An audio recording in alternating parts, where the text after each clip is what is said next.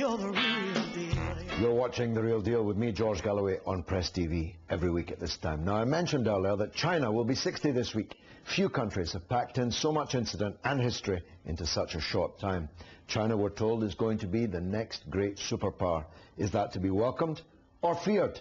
My studio guest, Keith Bennett, believes that China is an example to the world and will soon lead it. Keith, welcome to The Real Deal. Tell me why you admire the People's Republic of China so much.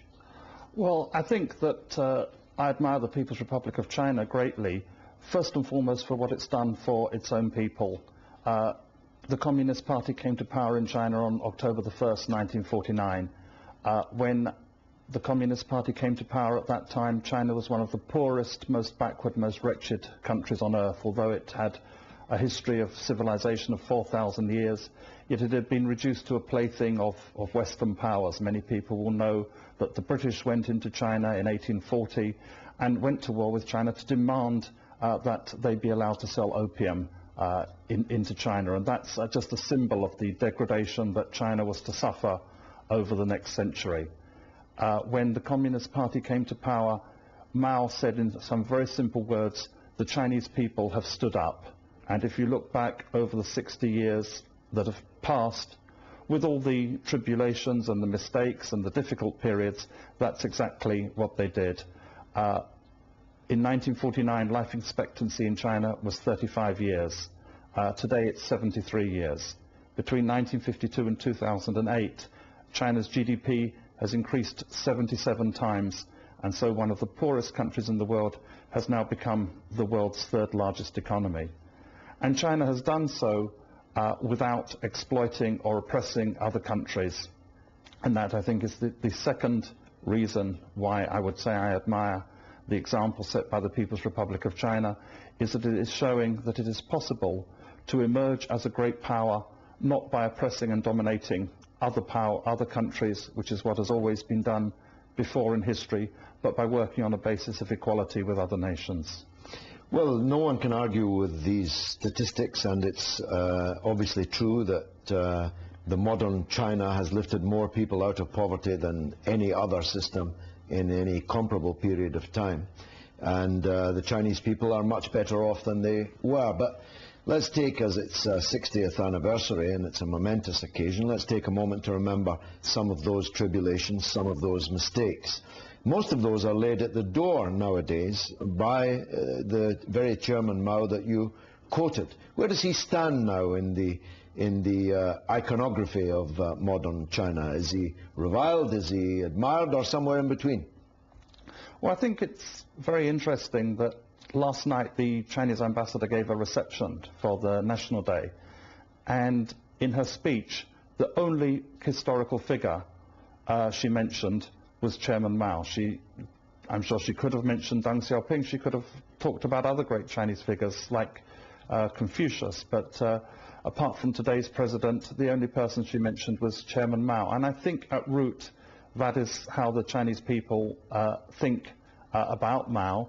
His is the only face that appears on every banknote in China, and as you know, China has an awful lot of banknotes in circulation now.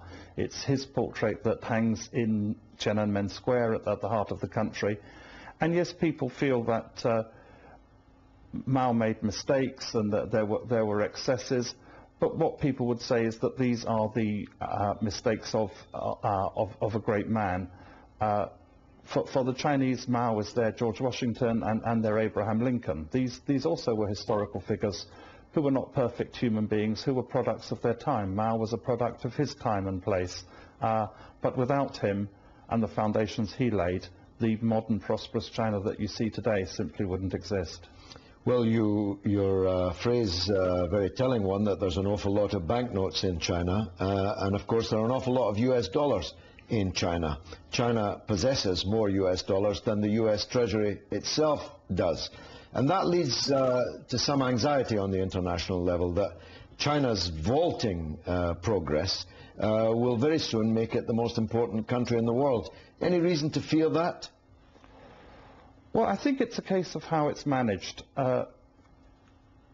Nobody is a fortune teller, so I don't think that anyone can if we're going to keep the monetary analogies going, I don't think anyone should come along with blank cheques on anything. However, the Chinese, I believe, are taking very seriously the idea that they should emerge as a great power in a way that doesn't replicate what great powers have done in the past. And I think China is a very big and complex society, and so although China is now already the third largest economy in the world, it's the biggest holder of US dollars and US Treasury bonds, as you've mentioned, and it was Goldman Sachs who a couple of years ago made their calculations that China would become the leading economy in the world possibly around sometime between 2020 and 2030. But even when China becomes the biggest economy in the world, because there are 1.3 billion Chinese people, on a per capita level, they will still be, relatively speaking, a developing country. They will not be in a position to dominate the world in the same way as the United States has been for the last 50 or so years. And I see China more as creating a new type of international relations, where I believe that the rise of China means that the United States will be the last global hegemonic power in human history. And what will replace it is a new system of international relations, yes, in which China will be a powerful country, but India and Brazil and Russia and other countries, as well, of course, as the United States and Europe and Japan, will also be poles in a multipolar world. This is what the Chinese say they are seeking. They're not seeking to replace the United States as a global superpower. They are seeking a multipolar world. So far, I don't see any evidence to suggest that their intentions are different from that. Well, let's hope we're both around to see that multipolar world with China as a big part in the leadership of it. Keith Bennett and I will be speaking at a Chinese 60th anniversary celebration coming up shortly. You'll get the details on georgegalloway.com. Stay with me. There's much more after this.